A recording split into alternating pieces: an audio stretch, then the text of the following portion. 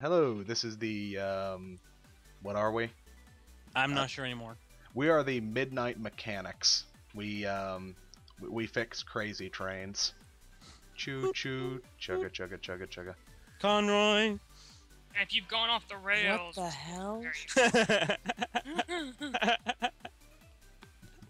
Anyway, gaming news. Now, our whipping boy for a while has been Blizzard's magnum opus, Diablo 3. Just because they trip so many times with this game, you just can't help but love it in the comedic sense. With their newest update, they introduced a bug into the game that allowed people to get on the auction house, put an item up, set the price they were selling it for, and then take it down, and they would get the money as well, allowing for lots of gold to be duplicated. So Blizzard responded by taking the auction house offline, so people have not had access to it while they're trying to figure out what caused the bug and plug it. Now, I find this hilarious in this. The auction house was a useless feature that Blizzard implemented to double dip from people, to get more money on a game that people already paid for. And it was also the reason that they introduced the always on DRM, the most annoying part of the game. So when their auction house crashes the economy of the game, I can't help but love the irony, because they claim this is awesome, everyone's gonna love it, this has to be in the game, and now it's come to this. Good job, Blizzard. I think we're getting a sense of open mouth, insert every possible appendage from the body that we can insert on making this decision. Foot, leg, arm, other Ass. foot and leg. Ass if we can get it, and then we just turn into like this Morpheus ball kind of like thing. Ooh, a morph ball. A morph ball with teeth, and it just looks like we're just chewing on I don't even know what. Yeah, it's one of those stories. It's like I would say it's a once in a lifetime story, but no, this is the story that keeps on giving. Can I just say it's because it's Diablo 3. Could you expect anything else to come out of news involving Diablo 3 right now? Well, what's funny is I think there are other people who are also making money off of Diablo 3 via the auction house, which means that Blizzard essentially printed them money. Yeah, in a way, yes. That's what Blizzard wanted to do. They wanted they don't care about the people making the money. They themselves wanted to make money. And now it's one big pie that they're wallowing in. Anyway, moving on. You know what? You know what the next step of the process is? IRS versus Blizzard. Counterfeiting. That sounds like a game the Mortal Kombat guys would make. Yes. Moving on. Everybody would buy it. Camelot Unchained. Now, I had not heard of this, and I will explain why I haven't heard of this, but this was a Kickstarter project. They wanted to raise $2 million. Now, as I said, I have not heard of this. I know very little about it. And the reason for that is the fans of this game. This received little to no media coverage at all, because obviously with a $2 million goal, your fans are going to try to get as many people kickstarting this game as possible, which turned into a harassment campaign. One person sent in a letter, an email, to media outlets, and everyone he posted it up so everyone could see. And instead of doing the smart thing, which is write your own letter, everyone just copy pasted his letter and were sending them by the truckloads to media outlets, wanting them to talk about this game, this Kickstarter project, so that people would fund it.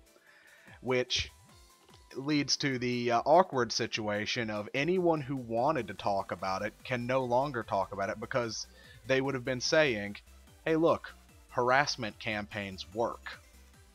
I mean, I'm glad this did get kickstarted, but I kind of wish it didn't, because it would have been a little slap in the face saying, oi, morons, grow a brain. But I'm hoping at least that the fact that this happened, that the media outlets refused to talk about it, I'm hoping that struck a chord of some kind. Because watching a lot of video game related content on YouTube, whenever you saw people talking about other Kickstarter projects, you would soon see this thing get torrented by people saying, oi, don't talk about that project. Tell them to go to Camelot Unchained, please. We need this. And it also goes to show you what happens when you have a $2 million goal.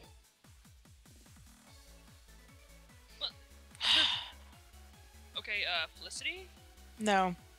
You go ahead. I need a moment. Boba?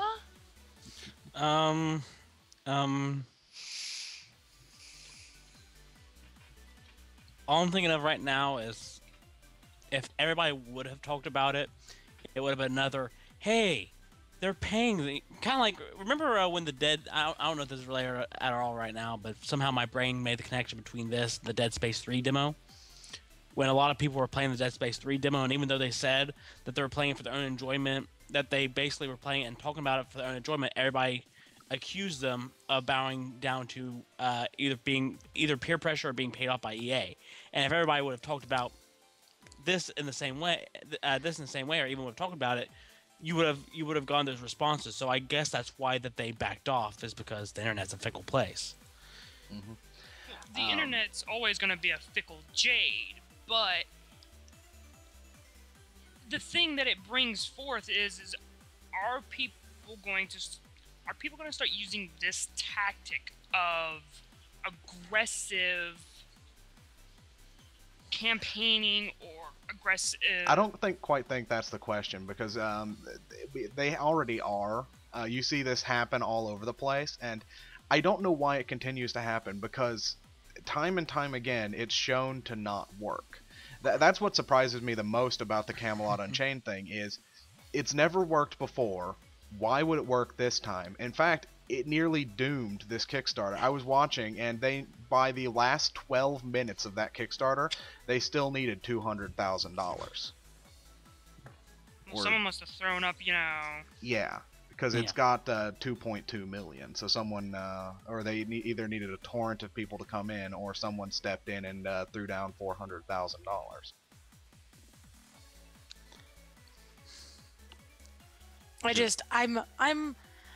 I'm conflicted in this one, because I want to see games and game related things successful on Kickstarter, because I like seeing the community support indie developers or even big developers that can't find someone willing to publish a certain game, so they want to try to publish it themselves and things like that. But at the same time, if there's bad marketing involved, or if someone in your company is just being a complete and total nitwit at the time you're trying to get the money for these projects, I'm kind of just like, you're really just trying to fail, aren't you? Mm-hmm.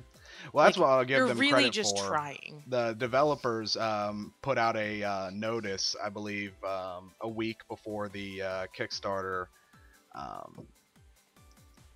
shut down, that they didn't want them doing this, because they got contacted saying, oi, your fans are bugging us, and they sent out their thing. So I'll give them credit for that.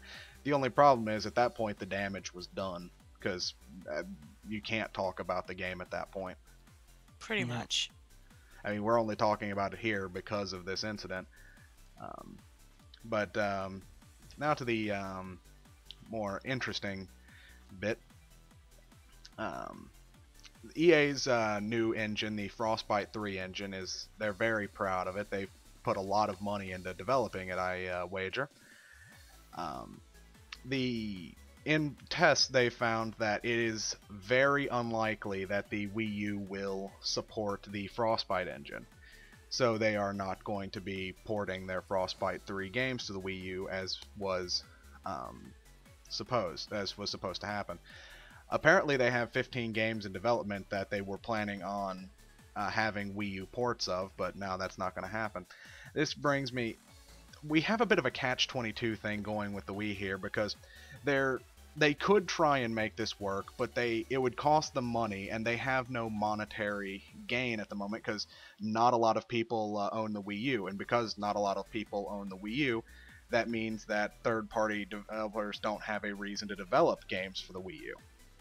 And also, I want to point out, I actually, I can understand the Wii's point of view. The Wii was underpowered, but it wasn't unreasonably so. It didn't have HD support, but its Wiimote gimmicks allowed it to get through. But with the Wii U returning to more traditional gaming, I think it might be a tad too underpowered for the generation it's going into if the Frostbite 3 engine can't run on it. And underpowered's not a bad thing, but if the new engine can't run on it, what can say other new engines won't run on it? Could this be a future problem with the Wii U? Is that they just can't develop games for it? Can I throw a claim in the ring here? Go for it. I can see potential. I won't say this E3, but potentially next, if they're not able to start getting games for it and start getting more third-party support. I can see maybe a Wii U HD in a sense, because the Wii U's already got HD. I'm going along the lines of being able to produce those games that run these specific engine, like the Frostbite 3 and things like that. So that way Wii U Plus or something like that. Yes, that. But I was just calling it HD because, Yeah. Which, in my mind, as a consumer, I would see as pointless, because it should be something that came out on the original console. Well, that, and as a just watching the trends, by next E3, the console could be dead. Yeah. Yeah. It's like you said, it's a catch-22, because you're having games that third-party games aren't releasing on it because of it would be useless to make them, because not a lot of people have adopted the Wii U. But yet, by them not making games for the Wii U, there's no incentive to buy the Wii U. Exactly. And I actually want to slide this in because this fits very well with our next one. Avalanche Studios, the developers of the popular sandbox game Just Cause 2, have, in a recent interview, they said that their Wii U development kits have been gathering dust, and that while they want to make games for the Wii U, they said they really want to make games, but they're, again, like the EA thing, there isn't enough monetary value in the Wii U for it to be worth it for them. And they've also stated that Nintendo is being difficult to get into contact with, whereas Sony, rather, is reaching out to all the developers, trying to get as many people on the PS4 bandwagon as possible. Now, that leads me, as I mentioned, we've got the catch-22 going on, but could Nintendo be its own downfall at this point? Because they really need third-party support. And as I mentioned in the pre-podcast, I'm starting to think Nintendo might become a very sad story, in that it might prove that we can no longer have consoles without strong launch lineups, because Nintendo has let its launch window go by, and we're going into 2 months after the launch window, and they still haven't produced a major app. They are not trying to get in touch with their third-party developers. They're just, I don't think they know what they're doing anymore. I think, and on that note, if they really need to bite the bullet and offer incentive to get people like Avalanche and EA to want to make games. If anything, maybe they'll have to eat a large loss to get exclusive games so that they can build out, get people buying the Wii U so that they can profit in the long term, spend money to make money. Yeah, because it's going to be a while before we see really, really big Nintendo first-party games, and Nintendo really needs that. I wonder, because I know that even after 20 years, as much as you want to say things after a couple of generations kind of smooth over, it never really does. There's always lingering effects from 5, 10, 20 years ago, and you have to wonder if maybe Nintendo's original success when they first started in the video game business is maybe still hindering themselves in some way, because when they started as a video game company back in the 8-bit with the Nintendo and then the Super Nintendo, is they had those exclusive rights, and they were able to punish third-party developers because of that, which made them suffer when you got into the next console generation. And They also, just started another building thing it back up with they just started building it back up with the GameCube. I have to wonder if some of that superiority mentality is still in the back of their heads and it's crippling them, because they fail to realize they are not the forerunners in the field anymore. And another thing that just crossed my mind, the Wii U shunned hardcore gamers in a go for family support. They wanted little kids and grandparents, everyone part of the family, the modern family, to be playing their games, and people like us got shunned to the side. And now they've got a new game coming out, and maybe this could be part of a backlash at them, because they have already shunned the hardcore games, and their current audience is the family, yet they haven't put out any family games, and they haven't put out any hardcore games. They've just put out so far a bunch of shovelware. And now Zombie U is nice, but it's not something you would buy a console over.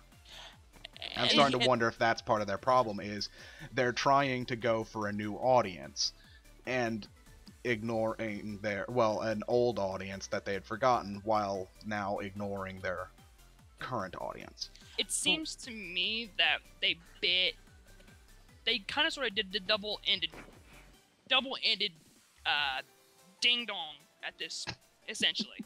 I hate to use that kind of analogy, but they screwed one end during the Wii console, screwing their freaking hardcore fans to get the family, grandma, grandpa, things like that, and shunned them for, that.